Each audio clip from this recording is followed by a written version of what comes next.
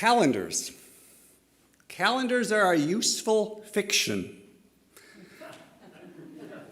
Marking time is itself contrived by humanity to help us differentiate between one moment and another. Seasons and cycles are set up to give us a sense of movement in life. Anticipate what is to come, and to remember the past. Today is the 14th of February. In our cultural calendar, today is a day to recognize and celebrate romantic love.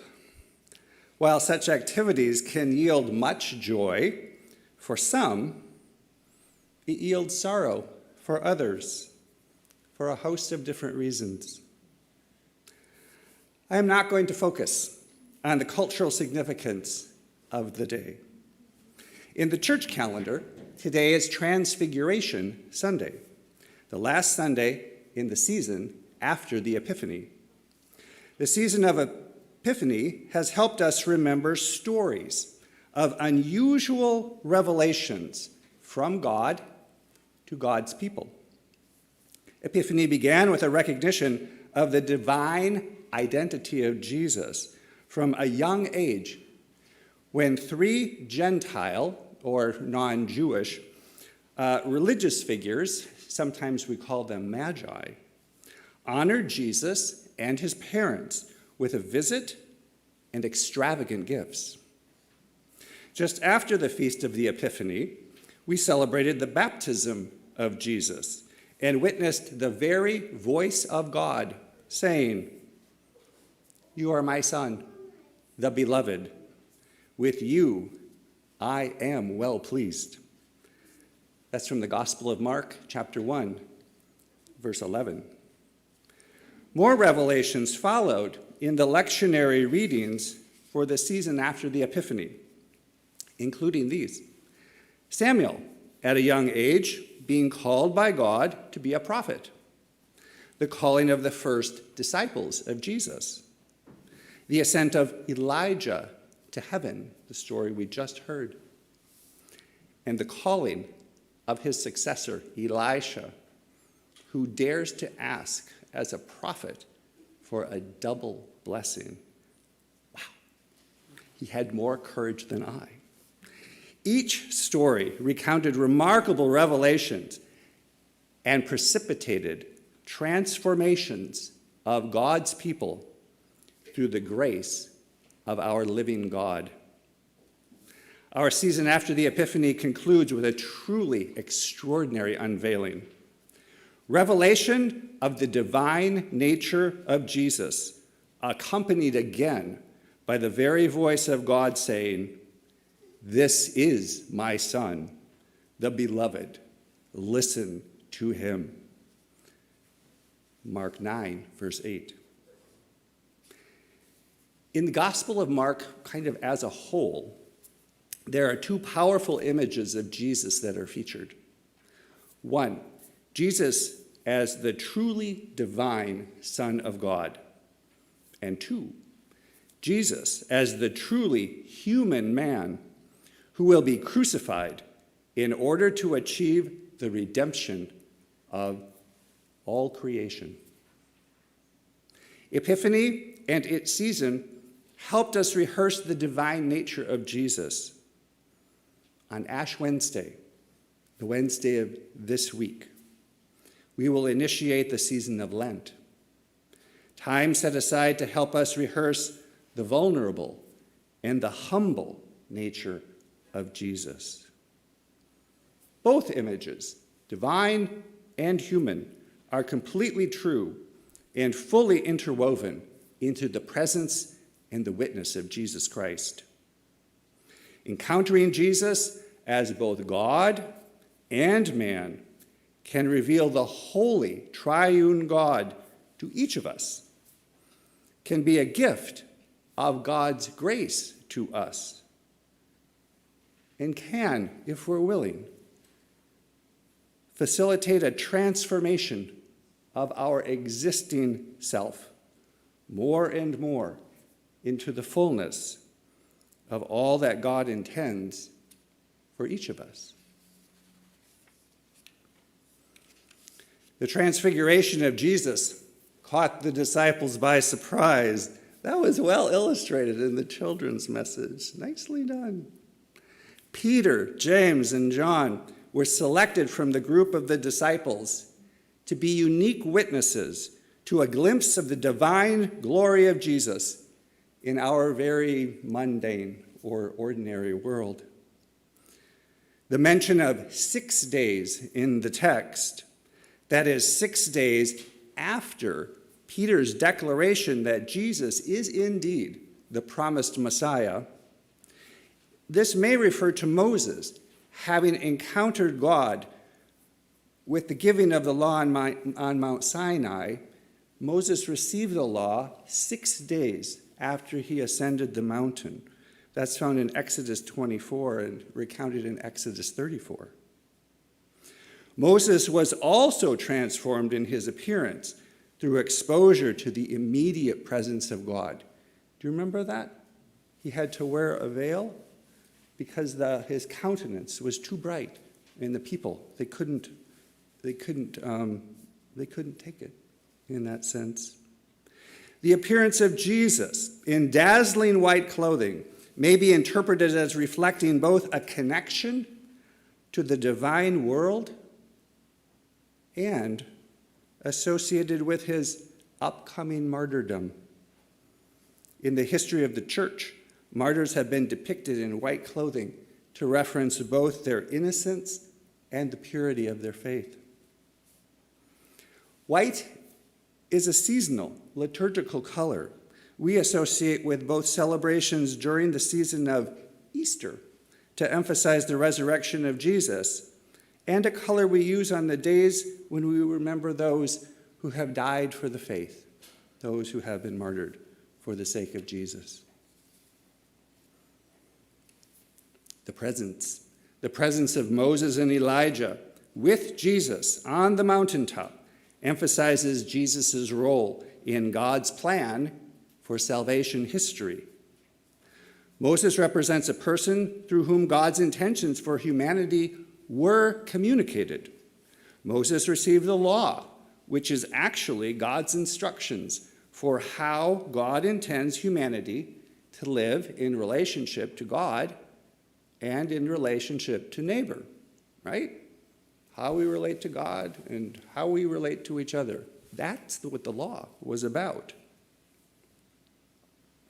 Elijah represents a person through whom God initiated accountability in relationship to the law.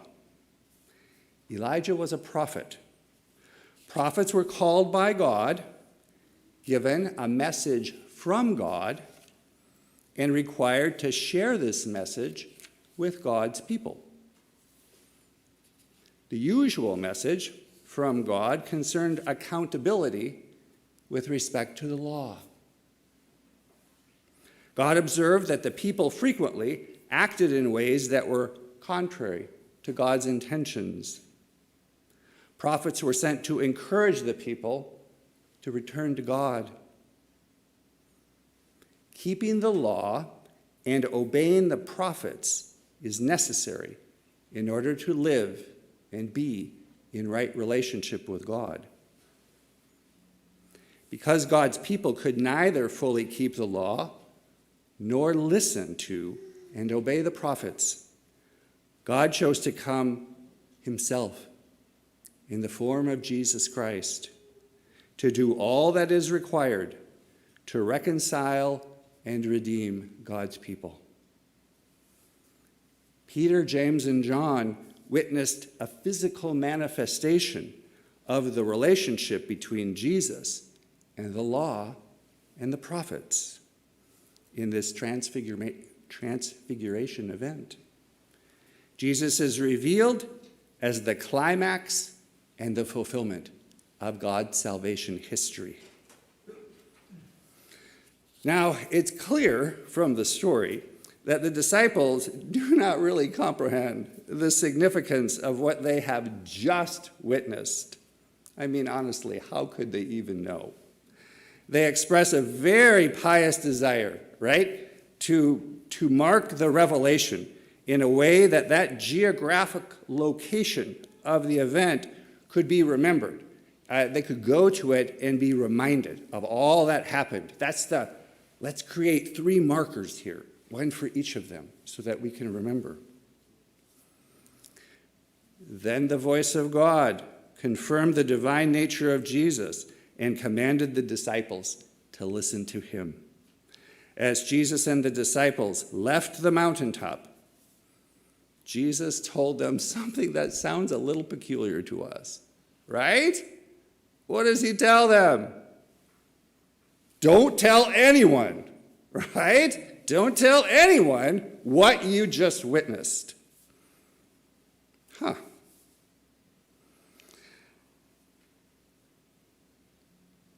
The disciples could not possibly have known what Jesus was talking about or what he meant about an upcoming death on a cross and resurrection from the tomb. The story of Jesus' death and resurrection make this clear. Some Jews did believe in a general resurrection of the dead, something that would happen, at the end of all things. But at this point, the disciples could not possibly have been able to comprehend, I don't think, Jesus' meaning. Silence about what they have seen is likely commanded by Jesus so that there would be no organized movement to prevent his arrest and his crucifixion. Does that make sense? He didn't want anyone to stop them, to stop what had to happen. He needed to die. He needed to suffer in order to achieve the fullness of God's plan. Jesus' death was necessary to fulfill all of God's plan of salvation. The account of the transfiguration of Jesus involves revelation, grace, and transformation. The revelation of the divine nature of Jesus was not requested nor sought by the 3 disciples. It was an act of sheer grace on the part of God to allow them to bear witness to a reality that was not usually visible through our ordinary human senses. The transformation process within their lives did not come to fruition immediately. It didn't. In the beginning, they didn't understand anything of what Jesus was talking about. And according to the Gospels, it took them all a while to kind of begin to live into the reality. Transformation required the events of the betrayal, suffering, death, and resurrection of Jesus in order for the disciples to grow into the faithful witnesses intended through God's calling of each of them.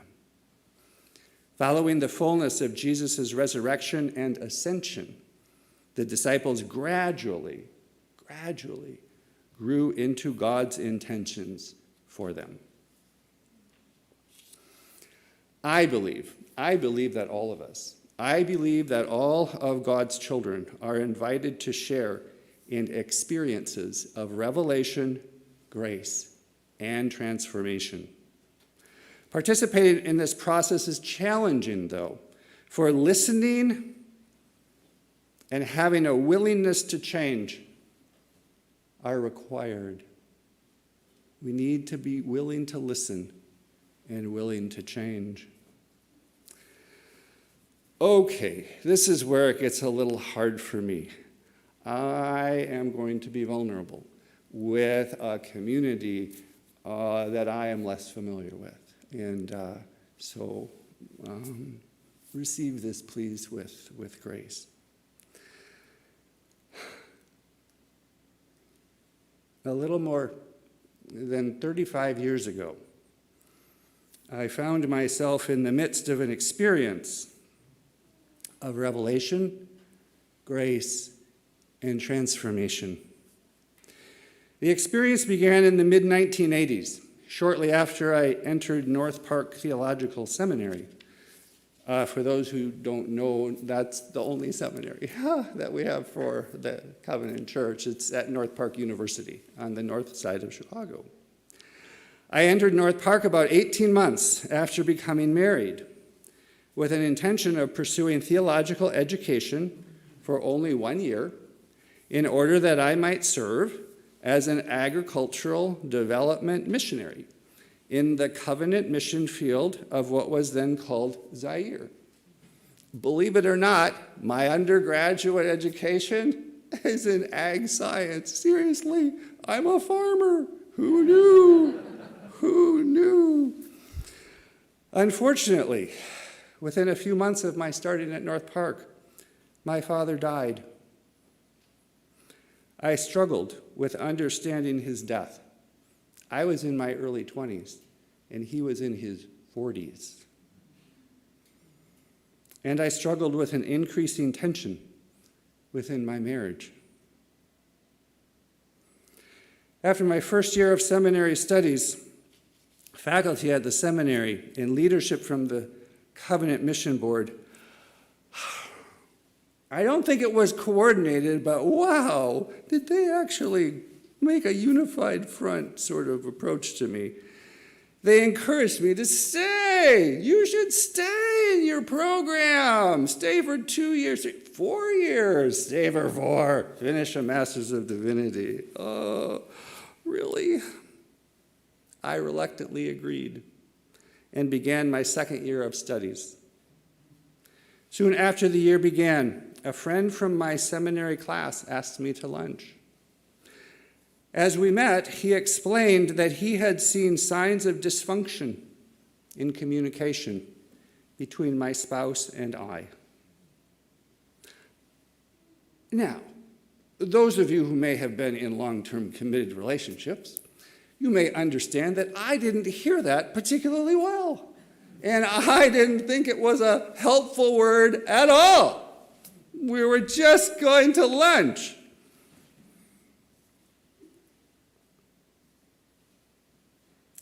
He said that he knew someone. My friend knew someone who he thought could help us. After some deliberation in the agreement of my spouse at that time, we entered marital counseling. The counseling lasted for several years, at first as a couple, and then later as individuals with the counselor. The result was recognition of many destructive patterns of behavior for both of us. We both made lots and lots and lots of mistakes. In the beginning of building constructive, alternative patterns of living slowly emerged. Despite several years of continuous counseling, however, the marriage did not survive. My ex-wife filed for divorce shortly after I completed my 4 years of study at North Park. Only in retrospect do I now understand that my friend's intervention yielded a revelation of brokenness and pain. With years of therapy, I was able to acknowledge destructive patterns, undergo a process of change slowly. It slowly unfolded over years, and develop more constructive ways of being with myself and being with other people. Truly, I can say this today, truly, it was God's grace that initiated that initial revelation and sustained the process of transformative change over years in me. In a state of being newly divorced, however, I was not ready to enter the mission field, nor to consider a pastoral calling. Instead, I worked in a bookstore. I like books. Books like me. It was fun for a little while. I began to heal, and I began to grow. Eventually, with the assistance of another friend, I became aware of opportunities for continuing my education through studying worship and studying art.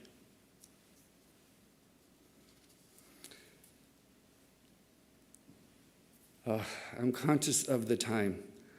Through what I can only express as a profound intervention of God, one that was neither truly earned nor deserved, I was invited to study at the University of Notre Dame in South Bend, Indiana. At that time, I didn't even know where Notre Dame was. I had heard of it, but South Bend? Where's that? It's not that far from here, evidently. Get this, I was offered an opportunity to pursue a PhD in worship studies that included a full tuition waiver and a cash stipend. Do you know what that means? They paid me to go back to school. I was like, seriously, okay, why not? Why not? Wow, I had never aspired to pursue such a degree nor heard of such academic avenues. I accepted this offer and it changed my life. It changed everything. I spent the next 6 years studying theology and worship across the ecumenical spectrum. I fulfilled studio painting as a part of my academic curriculum. And I wrote a dissertation examining worship and church design. A passion and talent for teaching emerged over those years and ultimately positioned me to be able to teach undergraduates at Judson University. On the relationship front, in the midst, it is Valentine's Day. In the midst of my writing, I met my wife, Tracy. We have now been married more than 25 years. It's amazing and a gift. God's presence, working through God's people, has brought remarkable revelation, grace, and transformation to my life. In the upcoming season of Lent, a season long associated with introspection and self-examination, I challenge all of us, to seek God's revelation, grace, and transformation. God usually works, to be honest, through the people around us. That's usually who God works through to connect with us. Pray in this upcoming season for eyes to see and ears to hear and the courage to change and the desire to grow. The Holy Spirit is active in and through and around us all the time. May we be truly available to one another, bear witness to the truth of Jesus Christ that is inside all of us, and pursue change as God intends for each of us. Amen.